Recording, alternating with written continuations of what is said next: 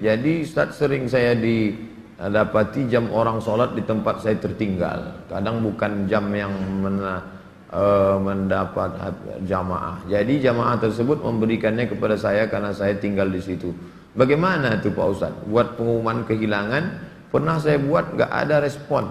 Sekarang di kamar saya ada 2 jam orang tertinggal. Misalnya saya mau pakai, gimana hukumnya Pak Ustaz? Ini namanya luqatah.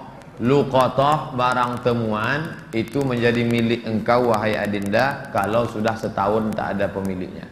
Setahun tak ada pemiliknya, catat tanggalnya. Setahun tak ada pemiliknya, maka punya engkau. Berdoalah, pokoknya selama setahun itu berdoa supaya tak datang pemilik.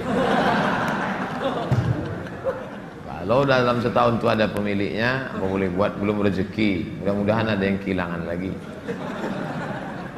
Kenapa sebagian orang tak mau baca Sayyidina dalam salawat Nabi? Apa alasannya? Alasannya karena katanya menambah-nambah. Allahumma salli ala Sayyidina. Yang tambah-tambah. Nabi tak pernah menyebut. Nabi sendiri menyebut. Ana Sayyidu waladi Adam. Hadis sahih. Ana Sayyidu waladi Adam. Aku pemimpin anak cucu Adam. Maka saya pun menyebut Allahumma salli ala Sayyidina Muhammad. Allahumma salli wa sallim alaih. Tapi saya tak ekstrim. Yang mau pakai Sayyidina silakan. Yang tak mau pakai Sayyidina tak apa-apa. Tapi saya pakai Sayyidina jangan salahkan. Dalam solat tak membaca bismillah, dalam baca al-fatihah, apa solatnya sah? Tentang baca basmalah dalam fatihah hukumnya 3. Mazhab Syafi'i pakai bismillah jahar. Bismillahirrahmanirrahim. Syafi'i. Kalau Hanafi sama Hambali, alhamdulillahi rabbil alamin arrahmanirrahim. Itu Hanafi sama Hambali. Kalau Maliki tak pakai bismillah sama sekali. Allahu akbar. Alhamdulillahi rabbil alamin. Itu Maliki. Tak ada yang salah. Yang jadi salah di mana? Ketika masjid itu bermazhab Syafi'i, ente masuk petantang petenteng pakai bismillah. Di situ letak kesalahannya. Makanya ketika Syekh Abdurrahman Sudes, Imam Masjidil Haram ke Istiqlal, dia pakai bismillah. Terkejut-kejut orang Jakarta. Pakai bismillah dia. Dia tahu, Dr. Abdurrahman Sudes dari Ummul Qura. Sebutkan, jelaskan ciri-ciri Khawarij. Apakah membid'ahkan amaliyah orang lain merasa diri paling benar merupakan ciri-ciri Khawarij? Yang memancing saya ngajak-ngajak mau mengkhawarijkan Salafi. Nanti setelah saya khawarijkan Salafi, direkam, diupload, habis itu habislah saya diserang Salafi. Baca aja lah buku saya itu baik-baik. Capek saya dah kelai-kelai itu. Apakah Hajar Aswad sudah ada sejak Nabi Ibrahim? Hajar Aswad itu adalah salah satu barang pernak-pernik surga yang ada di bumi. Hadisnya sahih bahwa batu Hajar Aswad itu dulu putih, lalu karena banyak dipegang orang berdosa maka berubah menjadi hitam. Itu bukan pendapat ulama, hadisnya sahih tentang Hajar Aswad. Dibawa Nabi Adam rindu dengan surga, maka diturunkan Allah. Jadi bukan Adam. Ada pula saya dengar orang ceramah, waktu Nabi Adam mau turun ke surga, dia ada mau bawa, diambilnya batu, dikepitnya di ketiaknya. Bukan begitu. Adam sudah turun, lalu rindu ke surga, dibawa Jibril. Kata Jibril, ini oleh-oleh dari surga. Itulah Hajar Aswad. Aslinya putih, tapi karena dipegang oleh orang-orang berdosa, menempel dosanya itu di batu itu menjadi hitam. Bukan yang bulat itu Hajar Aswad. Ada butir-butir kecil-kecil hitam-hitam dia. Tengok dari dekat. Itulah Hajar Aswad. Ditempelkan ke dalam batu. Baru dibalut dengan cangkang yang terbuat dari besi. Nah, itu yang dicium. Batu kecil-kecil dalam. Yang besar itu batu biasa. Ditempelkan ke dalam batu biasa. Hajar Aswad. Kalau istri tadi putih kemerahan, panggil dia Humaira. Kalau hitam ya Hajar Aswad. Jangan marah deh. Umur saya 24 tahun. Sekarang saya sudah kerja di perusahaan A. saya baru diterima di perusahaan B yang merupakan pekerjaan impian saya. Tapi jika saya mengambil pekerjaan di perusahaan B, saya tak boleh menikah selama setahun. Sedangkan calon saya tak mau menunggu karena orang tuanya sudah tak bisa menunggu. Menurut Ustadz gimana? Karena di satu sisi saya ingin bekerja di perusahaan B karena gajinya lebih besar dan itu pekerjaan impian saya. Tapi penempatannya di luar kota. Jika jadi menikah kami bakal LDR. Tolong Pak Ustadz, ini tak ada masalah fikih, ini masalah perasaan. Saya hanya bisa menjawab masalah-masalah fikih. Adapun masalah perasaan,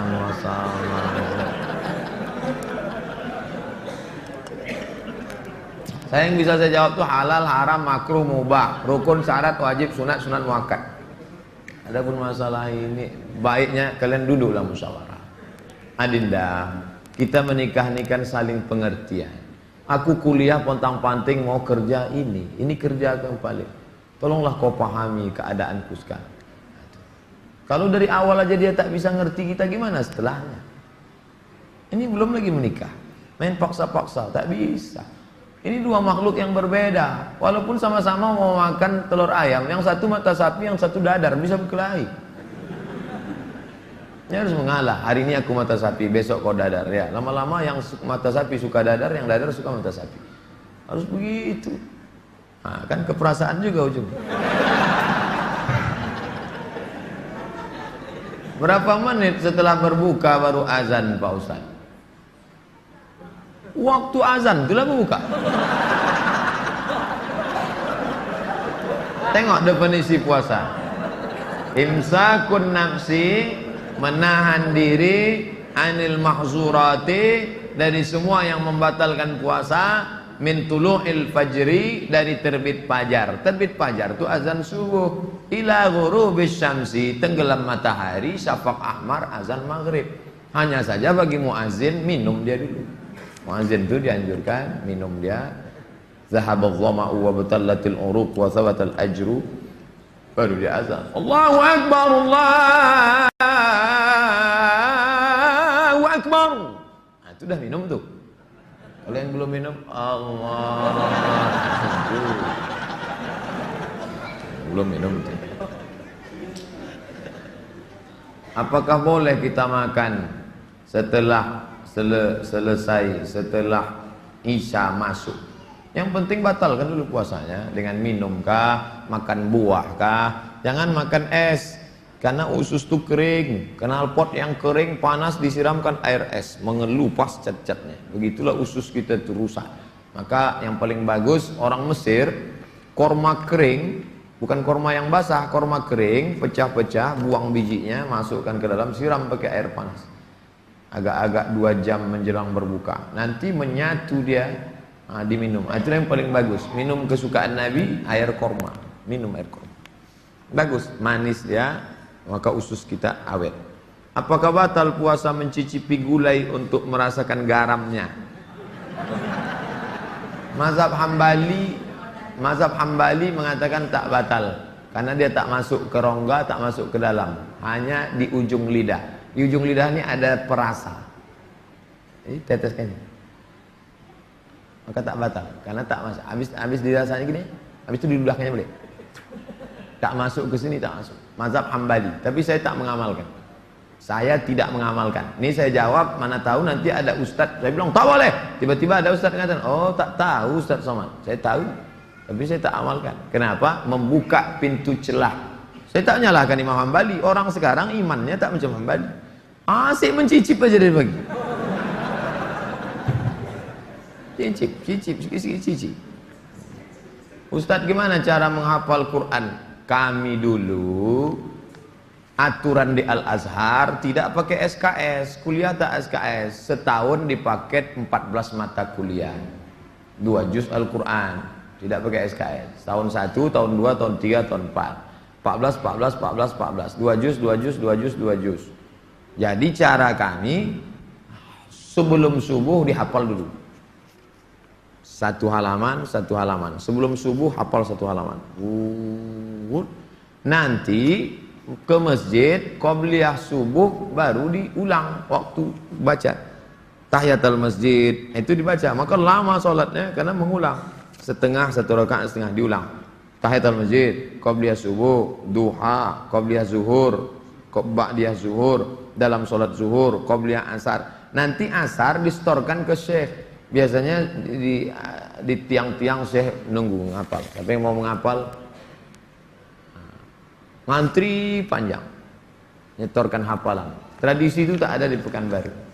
Kalau di Mesir menyetorkan hafalan ngantri menjelang asar sampai maghrib, menyetorkan hafalan setengah juz. 1 hari 2 hari, jadi 20 hari hafal 1 juz, 20 hari. Nah, baru waktu yang lain dipakai untuk menghafal. Ujian tak boleh bawa buku, masuk ke dalam hanya pena saja, bawa kertas tak boleh. Kalau ketahuan mencontek, ditangkap, bisa dicabut, deportasi. Jadi kalau sudah deportasi, putus beasiswa, pulang tak dapat tiket, diusir dari asrama, malu. Karena dulu sebelum berangkat udah kenduri motong kambing. Jadi tekanannya tinggi. Jadi ketika saya pulang, saya terapkan sistem itu. Tak boleh nyontek. Semuanya menyontek. Akhirnya saya berpikir, gimana supaya saya buat 10 soal.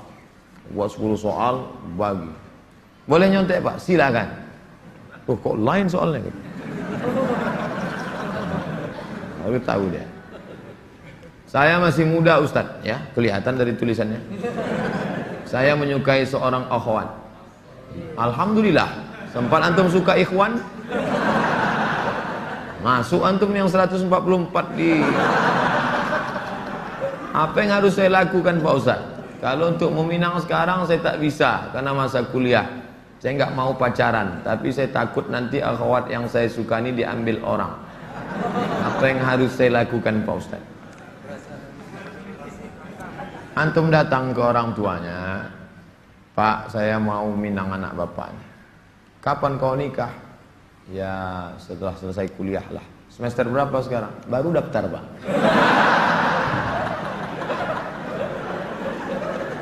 Itu rasa-rasa biasa saja itu adik-adik sekalian. Nanti setelah sekalian kuliah, banyak yang lebih cantik, lebih mantap dari itu. Anggap ingin lalu aja. Tak ada. Nanti setelah kalian selesai, banyak yang lebih hebat lagi daripada itu. Maka tundukkan pandangan. Yang gadis-gadis bagus pakai cadar, supaya tak nampak laki-laki wajah. Ustadz di mana di Pekanbaru ini tempat belajar tahsin ngaji? Ustadz Hardi LC. Datang ke Tafakuh, banyak kajian, jamnya ada. Datang ke kantor Tafakuh, depan gedung guru. Dari sini sebelum Purna MTQ, gedung guru sebelah kanan ada perkantoran Sudirman. Di depannya ada karaoke Rosa. Tapi jangan antum masuk ke situ. Kanan karaoke, yang kirinya Tafakuh. Dr. Mustafa Omar. Tanya, ada Ustadz Hardi? Nah, daftar tahsin dengan Ustadz Hardi. Ustaz, Nabi Muhammad tak pernah cukup puasa sebulan pada bulan Sya'ban. Bagaimana kalau puasa bulan Rajab? Tidak pernah cukup puasa. Pernah Nabi. Bulan Sya'ban pernah Nabi sebulan. Karena Rasulullah SAW yasumu Sya'ban kullah. Kata ulama makna kullahu, pernah dia sebulan. Tapi tidak tiap tahun. Pernah, tapi tidak tiap tahun. Bagaimana dengan Rajab? Rajab bagus. Mana dalil puasa Rajab? Wa minal hurumi fasum, berpuasalah engkau di bulan-bulan haram. Bulan haram itu Zulqa'dah, Zulhijjah, Muharram, Rajab. Dalilnya umum. Ustadz gimana biar istiqomah sholat di masjid? Begitu sedengar azan langsung bangkit. Karena waktu azan berkumandang setan lari tunggang langgang. Wa 'alaiha duratun, sampai terkentut-kentut. Begitu terdengar azan, Allahu Akbar, Allahu Akbar, bangkit langsung bangkit. Jangan antum santai nanti aja lah menunggu iqamat. Oh enggak, langsung berangkat, langsung ke masjid. Intizarus shalah ba'da shalah, menunggu salat. Paksa-paksakan sampai dia mendarah daging sehingga kalau tak salat meleleh air mata antum. Itu baru terasa manisnya salat jamaah. Apa saja penyebab rezeki dihambat Ustaz? Kami sudah kerja potong panting tapi hasilnya selalu kurang, malah hutang tambah banyak. Banyak berdoa kata Nabi pada orang yang dililit utang, Allahumma inni a'udzubika minal hammi wal hazan wal ajzi wal kasal wal jubni wal bukhul wa dhala'id daini wa ghalabatir rijal. berusaha. Kalau engkau belum diberi Allah, husnuzan pada Allah. Tak sulit bagi Allah menyehatkan Ayub, tak sulit bagi Allah menyelamatkan Yusuf, tak sulit bagi Allah membuat Ibrahim punya anak Ishak, tak sulit bagi Allah menolong Muhammad SAW. Dia hanya ingin menengok engkau terus berusaha dan berdoa. Bagaimana hukumnya dalam perjalanan menuju kajian Ustadz? Kami melaksanakan sholat maghrib di jalan. Setelah selesai sholat kami tak berzikir dan langsung melanjutkan perjalanan. Bagaimana itu Pak Ustadz? Sambil naik kendaraan itu kalian berzikir. Subhanallah, subhanallah, subhanallah, subhanallah, subhanallah, subhanallah, subhanallah. Alhamdulillah, alhamdulillah, alhamdulillah. Tet, subhanallah. Alladzina yazkuruna Allah qiyaman, berzikir waktu tegak, wa qu'udan, waktu berjalan, waktu duduk, wa ala junubihim, waktu berbaring. Zikir tak boleh putus. Karena mau cepat takut terlambat. Assalamualaikum warahmatullahi wabarakatuh. Tetap ba'diyah rawatib. Habis itu berzikir. Tak ada halangan.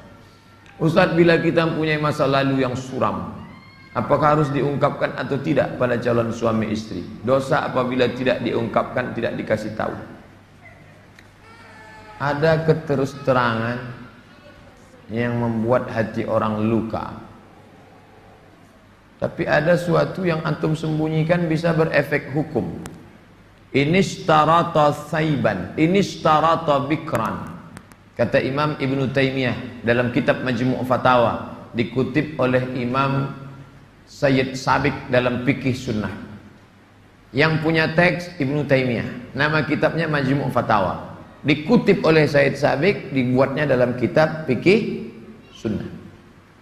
Inishtarata bikran fapanat saiban falahul fashu.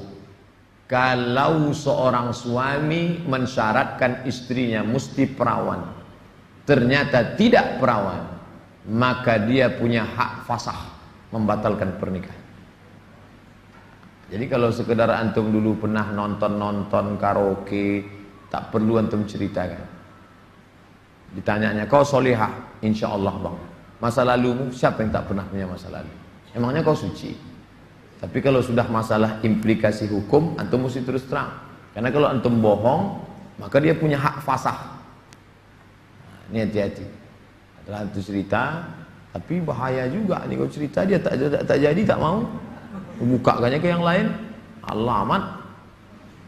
Pokoknya gawat lah itu dah. Bila wanita menolak menikah karena alasan menuntut ilmu yang disuruh orang tuanya, bagaimana menurut Pak Ustadz? Kenapa dia tak mau menikah? Ayahnya maksa dia harus selesai S3 baru nikah.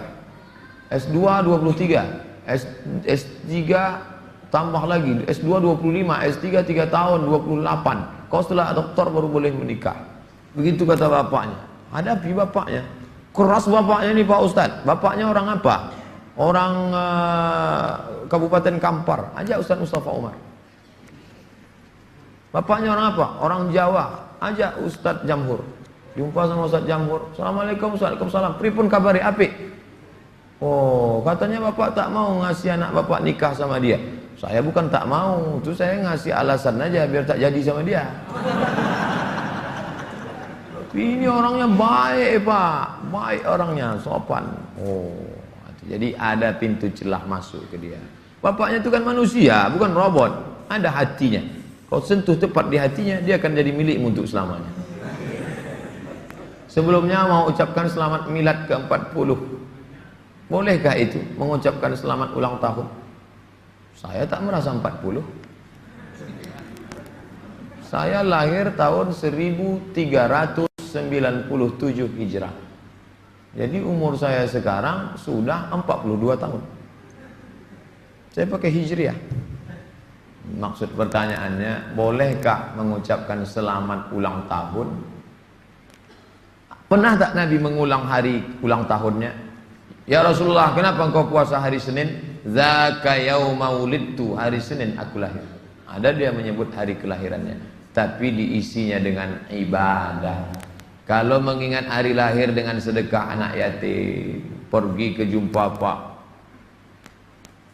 Yazid, sedekah. Pak Yazid, berapa anak yatim di sini? Ada 200. Tolong keluarkan. Semuanya, 5 orang aja Pak. Iko ada nasi bungkui kok. Makan bersama. Dek, makan ya. Adik kenapa tinggal di sini? Ayah saya meninggal. Adik syukur atas nikmat. Tak salah. Tapi kalau dikumpul kawan-kawan, hari ulang tahun, dipecahkan telur ayam, telur itik, telur bebek, dikasih pula ini, diikatkan di tiang listrik, disiram kopi, rupanya ada kabel telanjang, kontak mati. Buat dosa aja. Saya punya teman, suka sekali berjudi. Sudah berkali-kali saya nasihati, tak juga mau berhenti. Saya suruh teman lain juga tak mau. Bagaimana cara menyadarkannya Pak Ustaz? Panggil polisi. Angkat. Banyak jamaah kita polisi. Nanti saya kasih nomor. Jamaah kita banyak polisi. Saya kasih nomor. Di mana dia selalu main? Dia tangkap. Yang narkoba tangkap. Ada cerita. Kertas terakhir. Boleh sholat berjamaah di masjid agak jauh dari rumah, tapi musola lebih dekat dari rumah kita. Bagaimana yang lebih baik?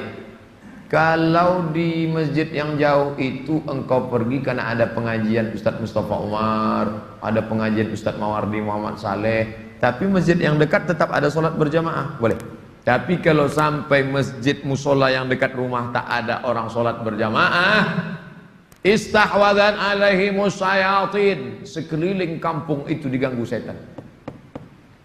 Musola, surau, langgar, masjid yang sudah dikomitmen sholat berjamaah, tiba-tiba tinggal tak ada berjamaah, istahwadan alaihimus syayatin. Nah, jadi perhatikan baik-baik. Pak Ustadz, memang di situ tak ramai, tapi pasukan inti adalah. Oke, tak masalah. Atau pergi ke masjid sana karena ada pengajian di situ. Tapi kalau sampai kosong, antum yang azan di situ, antum azan sholat dulu, selesai sholat baru pergi ke sana. Azan subuh sudah siap di masjid musola. Kita sholat sunat fajar di rumah. Siap sholat sunat baru kita ke masjid. Apakah sah sholat? Apakah sholat sunat kita itu? Sholat sunat di rumah, rumahnya dekat. Tapi kalau rumahnya jauh, sholatnya di masjid. Nabi sholatnya kan di rumah. Nabi itu jarak dia 22 meter. Dari mimbar Nabi ke dinding kamar Nabi 22 meter. Kita berapa kali belok?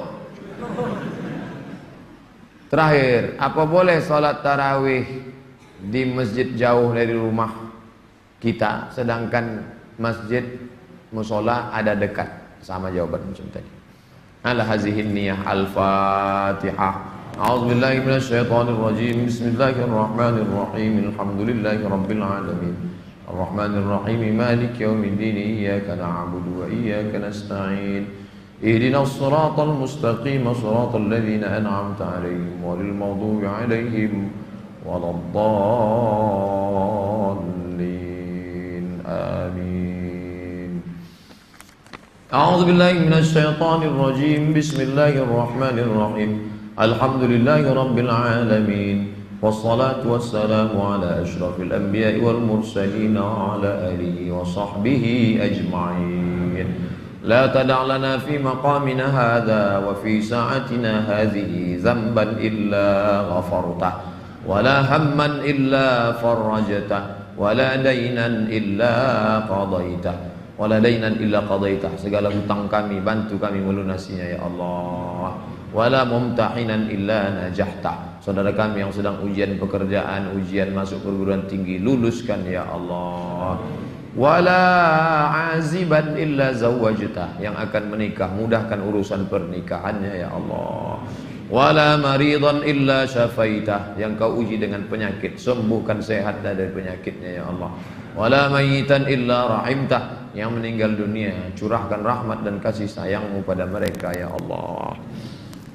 Allahumma akhtim lana bi husnil khatimah wa la taqtim alaina bi su'il khatimah. Allahumma ja'al akhir kalamina 'inda intihai ajalina. Jadikanlah akhir kalam kami ketika ajal kami sampai. Qaula la ilaha illallah. Rabbana atina fid dunya hasanatan wa fil akhirati hasanatan wa qina adzabannar. Sallallahu ala sayyidina Muhammadin wa ala alihi wa sahbihi wasallam. Walhamdulillahi rabbil alamin. Taqabbalallahu minkum minna wa minkum taqabbal ya karim. Saya ucapkan selamat menunaikan ibadah Ramadan 1438 Mohon maaf zahir dan batin. Taqabbalallahu minkum taqabbal ya karim. Marhaban ya Ramadan. Wassalamualaikum warahmatullahi wabarakatuh.